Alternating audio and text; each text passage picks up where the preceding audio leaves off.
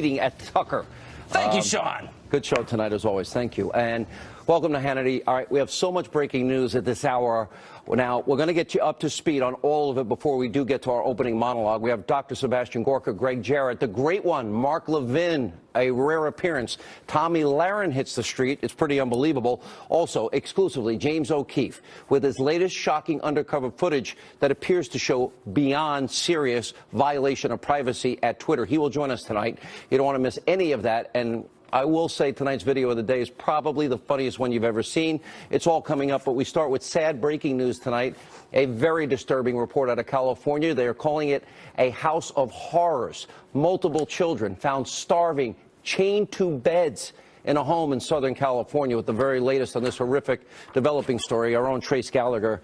This is beyond heartbreaking. You can't even imagine this happens. Yeah, it's horrifying, Sean. It happened in Perris, California, which is in Riverside County, about 70 miles southeast of Los Angeles. Police say they got a 911 call early Sunday morning from a girl who said she'd escaped from her home and that her 12 brothers and sisters were being held captive inside. When authorities first saw the girl, they say because of her emaciated appearance, she looked to be around 10 years old.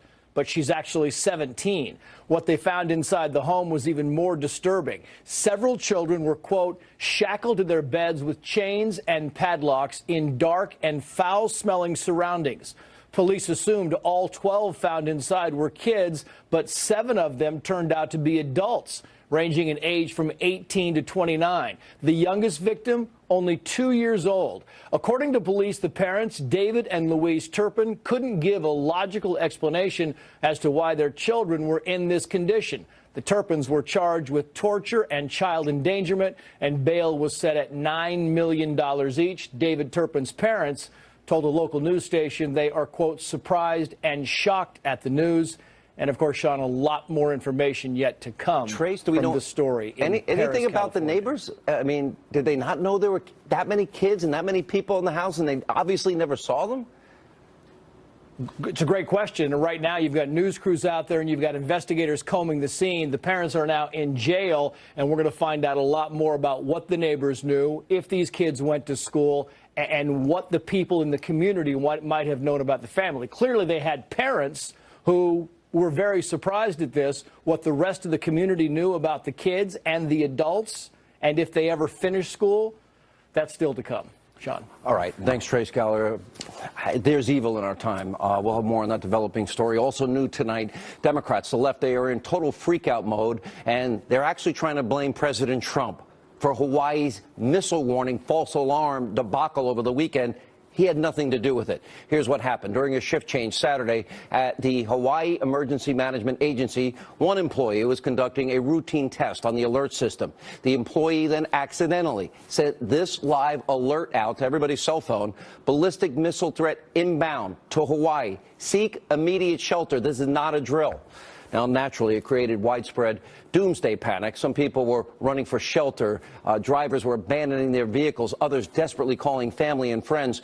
For 38 long minutes until the false alert was corrected, more than 1 million people in Hawaii thought they were in imminent danger and that this, in fact, could be the end. Thankfully, it was not. Now, the employee that sent out the false alarm has been reassigned, and I'm sure that person, according to all reports, feels bad, and I know some people want him fired. I do not. I'm glad that employee did not get fired. It sounds like an accident. Accidents happen. And Hawaii, they are working to try and prevent this kind of egregious error from ever happening again. Now, of course, none of those facts, in fact, matter to the left and, of course, Democrats. You have a Hawaii congressman, Tulsi Gabbard, who literally is trying to blame President Trump. If the dog bites, the beast stings, and you're feeling sad, it's Trump's fault. Take a look.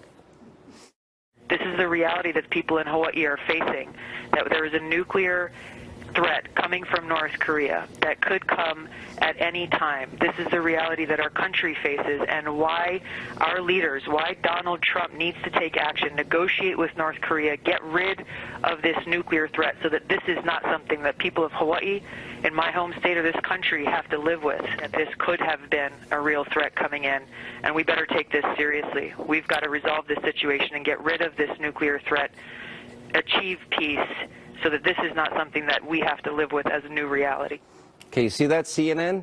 more fake news. And by the way, the Hollywood left, they're also blaming the president. This is insane. Jim Carrey tweeted out an image of a mushroom cloud and wrote, "I woke up this morning in Hawaii with 10 minutes to live. It was a false alarm, but a real psychic warning. If we allow this one man, Gomorrah, and his corrupt Republican Congress to continue alienating the world, we are headed for suffering beyond all imagination." Okay, calm down. And Jamie Lee Curtis tweeted, "This Hawaii missile scare is on you, Mr. Trump. The real fear that mothers and fathers and children felt is on you. It is on your arrogance, hubris, narcissism, rage, ego, immaturity, and your unstable idiocy. Shame on your hate-filled self. You did this." Okay, he didn't.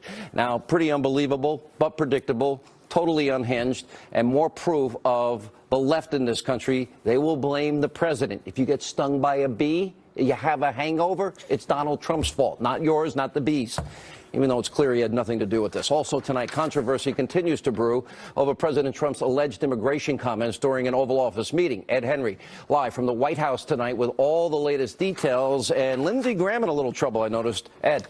Yeah, he's in the middle of this, Sean, no doubt. All of what you just laid out also coming as a growing number of Democrats, led by Congresswoman Maxine Waters, are announcing tonight that they are going to boycott the president's State of the Union address to a joint session of Congress later this month. Congresswoman Frederica Wilson, you see her there, the colorful cowboy hats, who feuded with the president last year, says she'll skip the speech because of what she called, quote, racist and incendiary remarks about Haiti and various African nations. Wilson declaring, quote, "I have no doubts that instead of delivering a message of inclusivity and an agenda that benefits all Americans, President Trump's address will be full of innuendo, empty promises, and lies." That coming before the speech has even been written. Never mind that the president also insists he never said that. Tweeting today, Senator Dickey Durbin totally misrepresented what was said at the DACA meeting.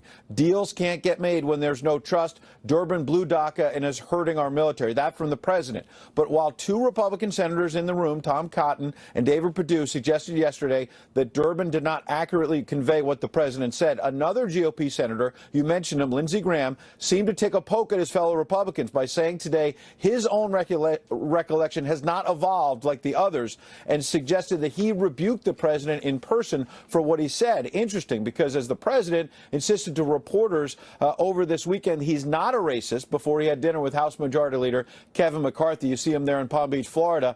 Old tape surfaced of Lindsey Graham using a similar slam on countries like Mexico, while Republican Rand Paul came out to say the president, as a businessman before he was in politics, helped fund the eye doctor's humanitarian trip to Haiti and elsewhere. Watch. No, I'm not a racist. I am the least racist person you have ever interviewed. That I can tell you. The people coming across the southern border live in hellholes. They don't like that. They want to come here.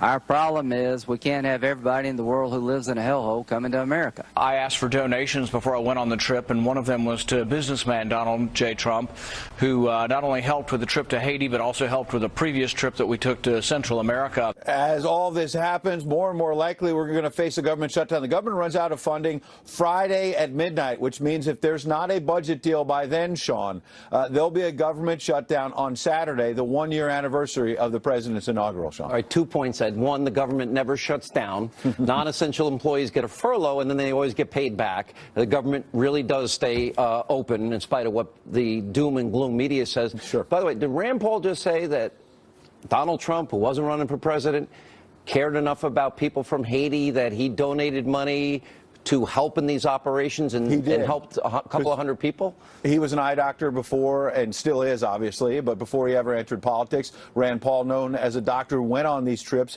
And in fact, he says that Donald Trump, as a businessman, stepped up and funded not just that trip to Haiti, but at least one other trip as well. So these are humanitarian missions that Rand Paul gets credit for, but he's trying to speak out amid this controversy to say the president got involved as well. I haven't heard that on any other newscast. Thank you, Ed Henry. We appreciate it. And all right, without any further ado, it is time for tonight's breaking news, important opening monologue.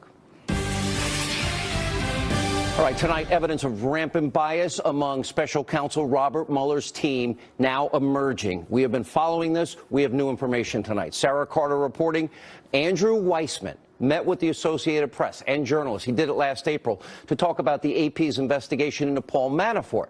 The very next day, the Associated Press published a major story about Paul Manafort, thank you, Andrew Weissman, regarding alleged money laundering. Now, sources have told Sarah Carter that in that meeting, the AP reporters, they promised to share documents and information about Manafort with the Department of Justice. By the way, a lot more media collusion that we will be having in coming days.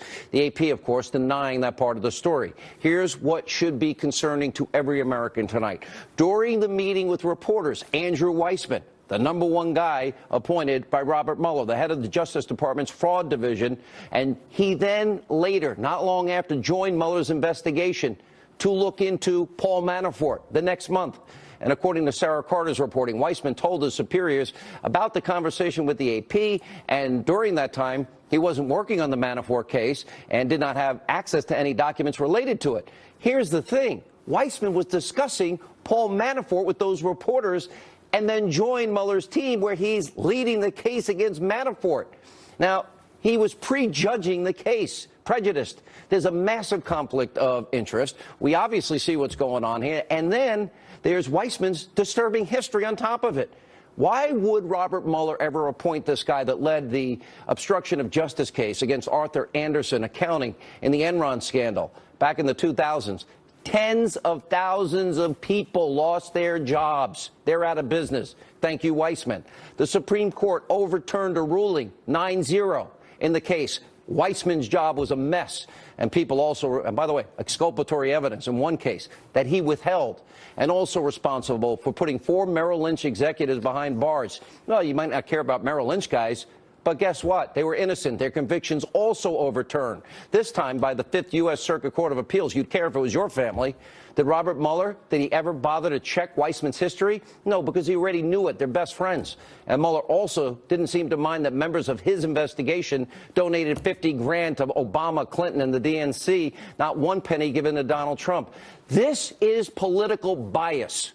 This proves the investigation has been and continues to be a total partisan sham and witch hunt and an embarrassment if you believe in the rule of law. It is so important tonight, and why I am saying Andrew Weissman not only needs to be fired, but fully investigated. And Robert Mueller has a lot of explaining to do about his team of Democratic witch hunters, and they certainly need to be disbanded. It is why the special counsel needs to be shut down once and for all. And no, the president doesn't need to answer any of their questions because it's so fundamentally corrupt. Congressman Jim Jordan, he is seeing what's going on with Mueller's partisan probe. He is one of a handful of lawmakers that is interested in the truth. He's been asking the right questions. Take a look at the side of your screen. Congressman Jordan will scroll slowly. A list of 18 imperative, crucial questions that need to be answered. I urge you to take a close look at these, and we'll bring it up later in the show. Here's a few that stand out. Was the dossier the basis for securing the FISA warrant to spy on a presidential candidate and on an opposition party and on a president-elect? And why won't the FBI show Congress the FISA application? We know the answer. We just learned last week, sources telling me that at first the FISA warrant was denied to spy on members of the Trump campaign. Very rare for that to happen. Then the dossier was used to then put it over the top, and they got the FISA warrant. We also need to know, did the FBI validate and corroborate that dossier? I'm being told that a Clinton supporter did. How would we trust them? These questions are the same ones we've been asking. Hillary Clinton bought and paid for it. She's going to have one of her sick, corrupt cartel friends verify it? Here's a key part. None of them have to do with Hillary Clinton's email server, by the way. This is just the 18 questions on one thing. It's only about the Clinton bought and paid for Russian propaganda dossier. Let's see. We know, for example, that the Obama administration politicized, weaponized America's powerful tools of intelligence. Not the rank and file, just a few select at the top. Then they were spying on an opposition party. That would be Donald Trump. And what is being exposed is a massive abuse to the Constitution. We'll have more with Mark Levin on that tonight. Now, think through this. Fusion GPS co-founder Glenn Simpson, he's the person that created the fake news dossier. He's now being exposed. In a released congressional testimony, Simpson claimed that the FBI had a human source inside the Trump organization that helped corroborate aspects of the phony dossier. Well, it turns out Simpson wasn't accurate in his testimony. Oh, lied? Fusion Deep GPS has since attempted to correct the record now by saying there wasn't an FBI mole inside Trump Tower. Was there or wasn't there? Instead, it was former Trump advisor, they say, George Papadopoulos. And that was blown out of the water because Papadopoulos, if you believe this highly suspect New York Times reporting, started the whole Russia investigation by getting drunk and then running his mouth to an Australian diplomat about Russia having dirt on Hillary Clinton. And the drunk gossip, you'd have to believe, eventually made it to the FBI, and they reportedly then used it to start the investigation. Oh, 4 levels of hearsay. It's, what, at a nightclub? Really? All the FBI needs to do to investigate a political party during a campaign, talk to a drunk guy at a bar. That's why we need answers tonight. And finally, you have a major update on the Uranium One scandal that no one else in the media covers. According to reports, federal authorities have now announced an indictment in the Russian bribery scheme connected to the corrupt deal that gave Putin and Russia and those bad actors control of 20% of America's uranium supply, which we have short supply of. Former shipping company executive Mark Lambert, he's now being accused of money laundering, foreign bribery, wire fraud for allegedly bribing a Russian energy official in an effort to secure the shipping contracts, which we have informed you about is so important. And this new information is only a small piece of the bigger picture of the corruption here. This indictment is only a preview of coming attractions. Here to react to all of these stories tonight, former Deputy Assistant to the President, Fox News contributor Sebastian Gorka, Fox News legal analyst Greg Jarrett. Let's go to Weissman. Let's go. We reported last week the Justice Department had opened up, it's now been going on for months, an investigation into Uranium One. Is this the first of many cards to fall? Yeah, it probably is. And, you know, your opening monologue about Weissman is right on point. If this guy actually exchanged information about Manafort and then joined the investigation into Manafort, he's violating DOJ rules. What would you do if you're Manafort's attorneys tonight? I would do one of two things. I would file a motion to dismiss, which would trigger the judge to order Weissman to show up in court and explain immediately. Immediately. Would any judge accept this conflict and his track record? Any good judge would not. Which is why the second thing I would do is make a motion for order of inquiry into the conflict of interest and list Manafort and others like Rod Rosenstein as witnesses in the case, because they are. How soon can you expedite that? You could do it within 30 to 60 days. Wow. And if they are designated to be defense witnesses, they have to be removed from the case because they have to be. Yeah, they would absolutely. Am I over the target? Is this all as corrupt as I think? It is as corrupt. It's probably more corrupt than we know. Sebastian Gorka, your take on all this. A lot of moving parts here tonight.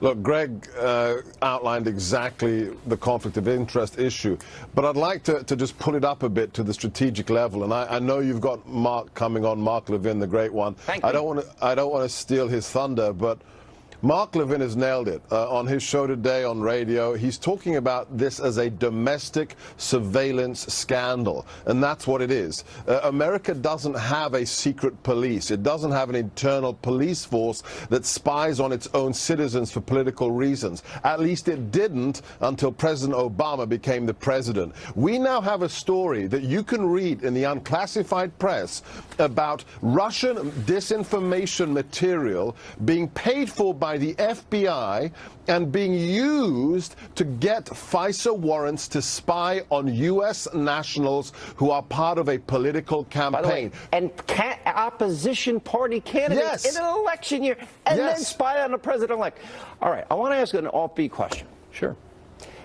If we know WikiLeaks and Julian Assange, and I've interviewed him 5 times, if we know he's the one guy that knows where he got the information from the DNC, the emails, et cetera. Right. Why hasn't Mueller contacted him? Wouldn't he be the one guy that you'd want to talk to find out if Russia gave it to him?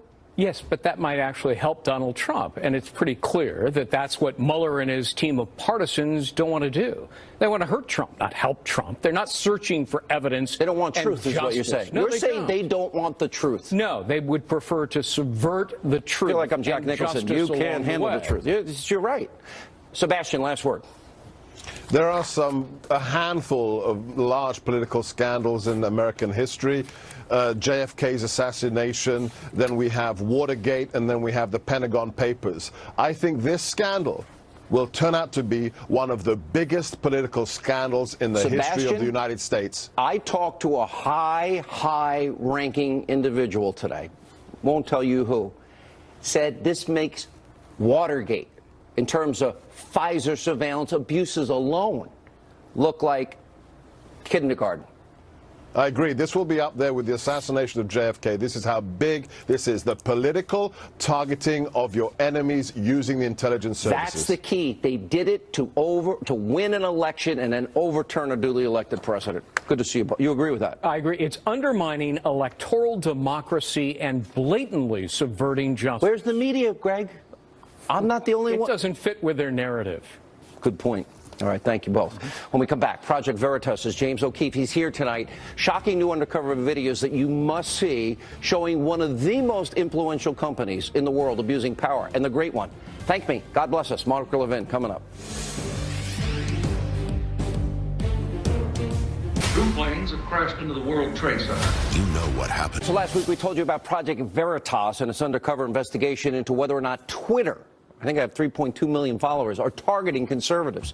Now, we played you the shocking undercover videos. One showed conversations with two Twitter engineers who explained the tech giant's ability to shadow ban users and how algorithms have been used to disproportionately target conservatives on Twitter accounts. Now, we haven't independently verified, but you get to decide yourself. Here's the video.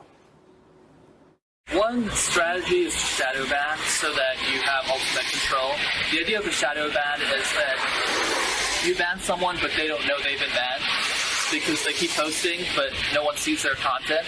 Go to a random tweet and like just look at the followers. Yeah. It'll all be like guns, God, America. Like I'm with the American flag and like the cross. Yeah, no one really America. No. Like who says that? Who talks like that? It's for sure a God. Like majority of the algorithms are against conservatives or liberals. I would say the majority of it are for Republicans because they're all from Russia and they wanted Trump to win.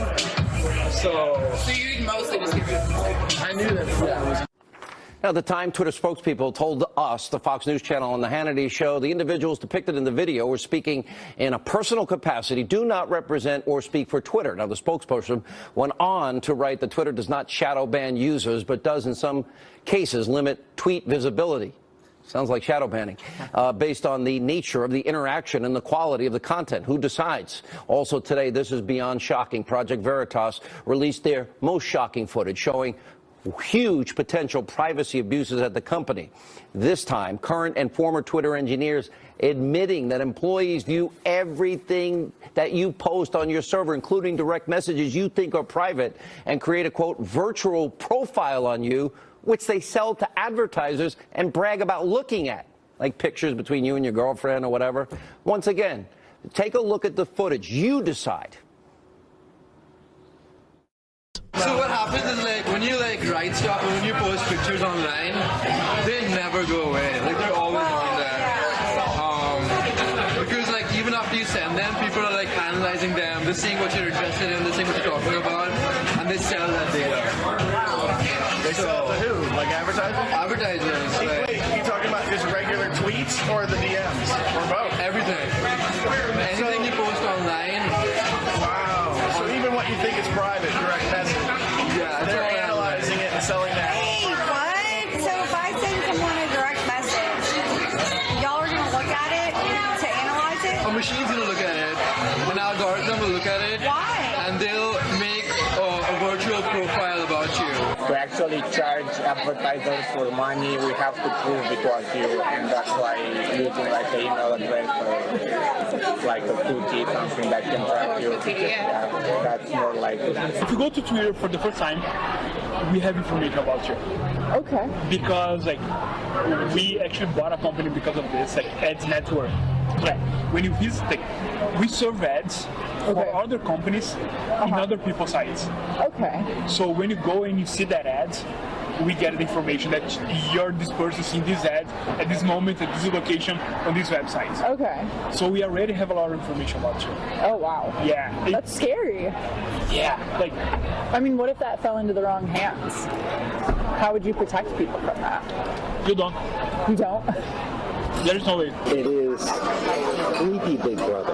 Like, creepy Big Brother. I mean, it's like a level of, like, I don't want to say freaks me out, but it disturbs me. You have access to DMs at Twitter? Oh, I do, yeah. Okay. So when you people have access to this stuff, they can leak it. It happens. Oh, yeah. And it's a genie out of the bottle kind of thing after that point. You know, sure, I could fire them. Heck, I could probably even sue them in some cases. Oh, yeah. But the genie's already out of the bottle. All right, so we reached out to Twitter today for a comment on this new footage. In response, they gave us a link to their privacy policy posted on their website and said we could use the same statement they shared last week with us, that the individuals in the videos were speaking in a personal capacity and do not represent or speak for Twitter. All right, you see this book right here? He's the author of this brand new book, American Pravda. This is an important book. My Fight for Truth in the Era of Fake News. James O'Keefe is with us. Let's start with the videos, and we'll get to the book. Okay, they're talking about shadow banning, yeah, but it's worse. Direct message, there's an expectation of privacy. Yeah, Twitter bills itself as the public town square. And in today's video, they're actually talking about looking at your private, intimate messages between you and your girlfriend, your wife, and they're storing this on a database, and they're sharing these messages. They're laughing at them. They're bragging about ruining relationships with these messages. Like you can bring it to divorce court. That's what they say in the video. These engineers are on tape. I don't know how many people can speak within a personal capacity. It's become widespread now. It's unbelievable. You would think they get fired for these things. Well, now they've learned my MO, so they may be firing them quietly, but that's why it's so important, Sean, that you reach out to them for comment. And it's amazing because we've got 9 different engineers and executives on tape talking about shadow banning or censoring people so your friends can't see the messages. And now they say they have hundreds of engineers that go through private direct messages. That's unbelievable to me. Unbelievable. And there is an expectation of privacy. You know, look, the media hates you. Fair statement? I would say it's an understatement. Okay, understatement. This is stuff Mike Wallace used to do and other media used to do, but it's expensive because you get sued a lot. It's hard. It's difficult, Sean. Upton Sinclair, the Chicago Sun-Times, many of these muckraking journalists throughout the 20th century actually did this. They used to do it.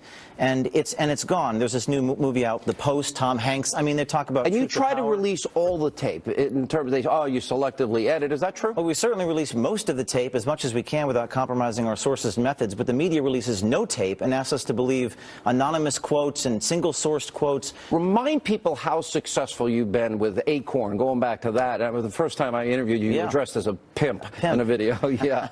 Well, we've shut down government organizations. We've gotten the CEO of NPR fired. We've gotten states that changed their voter ID laws. We've exposed border insecurity, congressional hearings, Medicaid workers fired. We've infiltrated CNN. We've infiltrated the Hillary campaign, and Trump mentioned us. And everyone made a big deal. The Washington Post caught you trying to infiltrate them. Well, sometimes you get burned, but, Sean, that's a sign of success because undercover work, you use an alias to draw people out. Sometimes you win, sometimes you lose, but people... But that's the only thing they make a big deal out, not this. By the way, if you're a liberal, you should be angry at this tape. You know, Sean, this book, American Pravda, George Orwell wrote in 1984, which was the year I was born, by the way, ironically enough. All right, stop. You have to remind me. Go. George Orwell writes that the people don't want you to believe your eyes and ears. That was the state's or the party's most essential command. We trust the American people, and there's a conflict of visions. Pravda was the communist newspaper of the former Soviet Union. It was the Russian word for truth, and Veritas is the Latin word for truth. But the difference between the Soviet Union's Pravda and the American media is people in the Soviet Union knew they were being lied to. In this country, people don't believe how bad it is. And this story is a rollicking adventure story about a ragtag team of citizens. You also give a lot of history. And I will tell you that your success speaks for itself. And I look at it as a badge of honor that I'm hated so much, so I think you should too. I warned you in your first thing, don't look at social media. You reminded me in the book, I had said that to you, I'd forgotten. And also, I said, make sure you dot your I's and cross your T's. And we have a dozen lawyers now, and it's expensive. American Pravda. This is a book you got to read. My Fight for the Truth in the Era of Fake News. There's a lot of fake news. Good to see you. Thanks, Sean. The great one. Thank me. God bless us. Mark Levin. You want to hear him next. All right, joining us now to weigh in on all today's biggest stories. I call him the Great One, and he deserves it. And he is about to host a brand new show right here on the Fox News channel, because it's pulling teeth to get him on my show. And it's called Life, Liberty, and Levin. Thank me. He's also the host of CRTV's Levin TV, the Great One. I'm so happy you got this show. I wish, because I beg you to come on my show, but I don't want to waste our time. This FISA, you talk about a post-constitutional America, Mark. Your books on the Constitution are phenomenal. Must read by anybody that cares about it.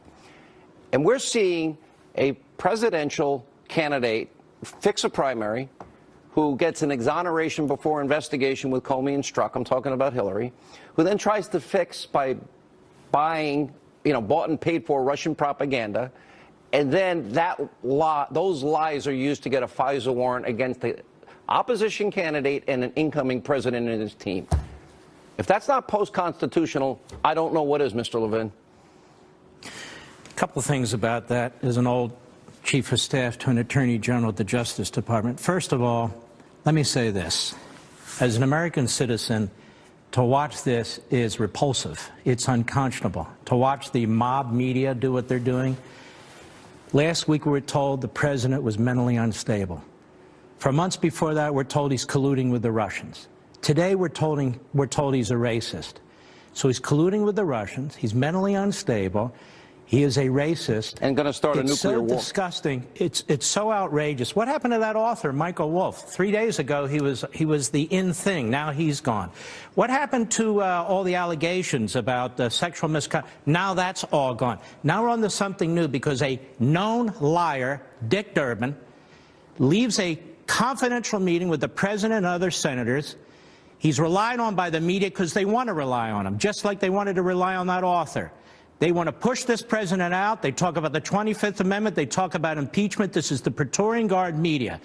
The biggest scandal in our lifetime is staring them in the face. You, I, and a handful of others seem to care about it. And it is this: the politicization of the highest levels of the FBI and the Justice Department, the holdovers from the prior administration. It's not a question if Jim Comey, the former FBI director, leaked. The question is, how much did he leak? It's not a question if he leaked classified information. The question is, how much classified information? He was the director of the FBI, the chief investigator who was hunting down Donald Trump, sending texts to his girlfriend because he's cheating on his wife. And when I used to work at the Justice Department, you did that, you're out. You know why? Because they didn't want you to be blackmailed by, of all people, the Russians. Now we learn there's more texts which appear to suggest he's been leaking to the media. Now we know because there's a report. The Trump administration, this is as of 6 months ago, faced 125 leaked stories, one leak a day containing information potentially damaging to our national security. Leaks with the capacity to damage national security flowed about 7 times as fast as they did under Bush. And the majority of the leaks during the Trump administration, again, this is as of 6 months ago, 78 concern the Russian probes. Now, talking about the Russia probe, we have a special counsel who was appointed to do what? To investigate collusion. He's investigating everything but collusion. A special counsel does not exist to investigate financial crimes, whether some guy registered as a federal agent or so forth. He's to investigate collusion.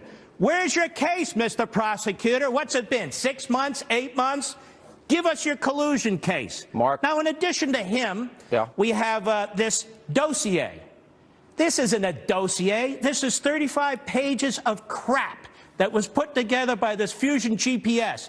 The Hillary Clinton campaign and the DNC collaborated, used their money to use a law firm to hire this guy, who then hires a British ex-spy, who then works with, among others, the Kremlin. That's collusion. They put this thing together, and they work it, and they give it to the FBI. Now, the highest levels of the FBI are very excited to have this. They're even thinking about putting this ex-British spy on their payroll. What do they do with it? I know they used it to get that FISA warrant in part. You know how I know, though, Sean? Why won't the FBI director, or why won't anyone at the Department of Justice, when they're asked, say, no, it wasn't used? Hey, Mark, Rod Rosenstein. Hold on now. Hey, real quick. That does not reveal classified information. Just Right. say, no, we didn't use it. But they won't say it, so they did use it. They absolutely used it. We confirmed last week that they used it. I had one report that said it was what pushed it over the top. Rod Rosenstein went into Speaker Ryan's office, according to my reports, and begged him, oh, please don't make us turn over stuff. Here's my question. It's the last question. You have a minute to go. This is why I want you on every week. We have a media that, they put Woodward and Bernstein on a pedestal. And by the way, they did work, good work, interesting work, truth. And a media that now is so biased, abusively so, complicit even. They talk about Watergate. Mark, this was about influencing a presidential election. Using FISA warrants, Russian propaganda, Hillary DNC bought and paid for. I think it's much bigger on a scale that we don't even know yet, and it will be much bigger. You know, to get a FISA warrant, you need to have probable cause that somebody is an agent or acting as an agent, in this case, Russia. Can Mr. Mueller, can anybody at Justice tell us exactly who the Russian agent was on the Trump campaign? There wasn't any Russian agent. I don't know where the hell this FISA judge is, but he or she should be furious and should be demanding answers to this. As for the media in this country, we have a free press. That's fine. We also have a stupid press, a very liberal press, a partisan press. I mean, when I watch this guy, Brian Stelter, who I really, or this Don Lemon, or over there, the Morning Schmo and Mrs. Schmo over there on MSNBC and so forth. You call that press? I call that a joke. I won't give it away. They're part of our video of the day. All right, there's Mediaite's headline for the night. Great one. Will you come on more often? It's not that much when we come back. Yeah, sure. Why not? Enjoy it. Thank you. Red, White, and Levin, starting on Fox. Tommy Lahren next.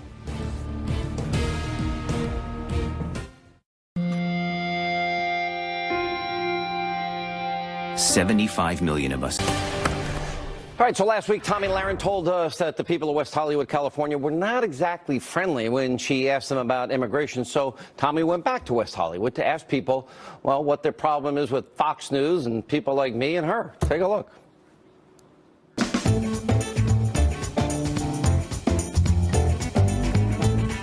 Where do you get your news from? Not Fox. Not the biggest fan. Where do you get your news? CNN. Never Fox News? I'm not really a big fan of Fox News. I just don't feel like, I guess, they're speaking to me and But here I am with my Fox News group. speaking to you Well, yeah, right now. well, you're speaking to me literally, but as far as their messages, I don't think they're speaking to me and my peers. You walked past me. You said, oh, there's Fox News. So you had a reaction. You saw the mic. What do you think of Fox News? No thoughts. No, you had some thoughts. No thought. I mean, I'm not trying to get you here. I really want to know. I tend to get my news from the middle, not real liberal, not real conservative. Have you ever seen my videos on Facebook? I have. What do you think when my videos come across your feed? I give everybody a chance. I'll listen.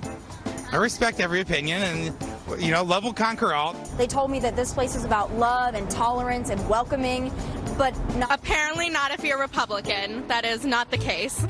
So you see me out here, you know who I am. You call me Tammy, that's fine. We'll just put that behind us. Okay. You know, we're gonna move on from that. But you saw me out here with a Fox News mic. What do you think about Fox News? I don't like it, and I don't really like a lot of your anchors. What do you think about Sean Hannity? I think that Sean Hannity is extremely interesting of a person. What do you mean by interesting? I mean, just an interesting person. It's a guy with a lot of inner and outer demons. He's an unfortunate person to have in the news environment. Isn't that weird that the area that's supposed to be loving, tolerant, and welcome to everyone is not loving and tolerant? To the biggest anomaly. You think West Hollywood's an anomaly? Yeah, because they're always talking about love and acceptance, but it's only when your views match their views. Every news source is biased now, and I want to there's two sides to every story, and then there's the truth. So if you watch them all, then you can and put then them you all get together. You actually get even crazier. I get my comedy from Fox News, and I get my news from comedians. I just want to go back to what you said, though, when you first saw me. You couldn't help yourself. You had to call me Tammy. Do you think that was 100% respectful? I'm sorry if that hurt But your if we're going to feelings. respect each other, I mean, I would never call you someone outside of your name if I didn't even know you. I mean, Well, baristas get my name wrong all the time, so yeah, I mean, they get mine wrong, too, but you deliberately got mine wrong to be me. You're right. I'm sorry about All right. that. We don't have a lot of fans here. Fox News contributor Tommy Lahren. Wait a minute. Did he say I have inner and outer demons? Yeah, I'm not sure. I didn't really hear what your inner or your outward demons were, but, you know, they also said that you and I are both problematic. Fox News is problematic, but yet many of them don't watch Fox News, so I think that they're just guessing. I'm not sure, Sean. Did you get anybody that liked us? I didn't see one person that liked us. They couldn't be vocal about it. That's the same thing, though. There are a lot of people, actually, even in West Hollywood, that are supporters of this president, but they wouldn't even dare wear a red baseball cap. Not even a Make America Great Again hat, but even a red baseball cap. They told me that they wouldn't even dare wear that in West Hollywood because the repercussions would be very severe. They wouldn't have any friends. They would be turned away. I got a great idea for next week. Go back to West Hollywood. All right, sorry. You know, I'm so easy to give assignments here as I sit in the comfort of my studio. You got to go back. And you got to wear a great Make America Great Again hat, and you got to offer them for free to people. That would be great. Are you willing to do that? Oh, I will do it 100%. I am absolutely, you know, you heard it here first. I'm going to go back to West Hollywood. I'm going to do just that. I even have a Trump 45 jersey that I'm going to wear. I think we should do it to celebrate the 1 year of his inauguration. I think that's exactly what we should do, Sean. Let's celebrate 1 year of President Trump, and I will go back to West Hollywood. All right, wait a minute. Now, send it to me. I got to get it signed. You got to get the hat and the jersey signed first. Then we'll send you, and you can say, this is really signed by the president, and see what they do. Or we'll forge his signature just to make fun. We'll tell him the truth after. And then, because we don't have time. And then you can say, would you like a presidential signed cap? And then you can say, it's not really signed after they give their response. How's that? I almost sound like fake news CNN. That sounds great. How much extra security are you going to send with me? Hey, okay, we'll work. I'll get you a real one. How's that? We're going to have a lot of fun, Sean. All right, Tommy, great work. Thank you. And we're going to have fun. We appreciate it. When we come back, I would tell you the funniest video of the day we've ever had. It is hilarious. And the Hannity Hotline. Straight ahead. America's top critics are raving. Hostiles is